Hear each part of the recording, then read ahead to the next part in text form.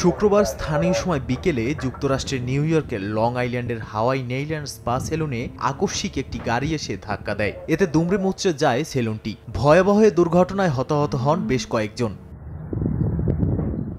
খবর পেয়ে দ্রুত ঘটনাস্থলে পৌঁছে হতাহতদের উদ্ধার অভিযানে নামে ফায়ার সার্ভিস ও দুর্যোগ ব্যবস্থাপনা বিভাগ। মোতায়েন করা হয় দমকল বাহিনীর ১৫০'র বেশি কর্মী। আহতদের মধ্যে একজনের অবস্থা আশঙ্কাজনক হওয়ায় হেলিকপ্টারে করে তাকে হাসপাতালে নেওয়া হয়। দুর্ঘটনায় গাড়ির চালকের অবস্থাও গুরুতর বলে জানা গেছে।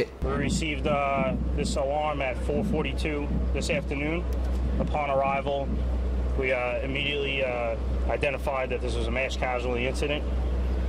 We transported 9 patients to area hospitals, one by aviation.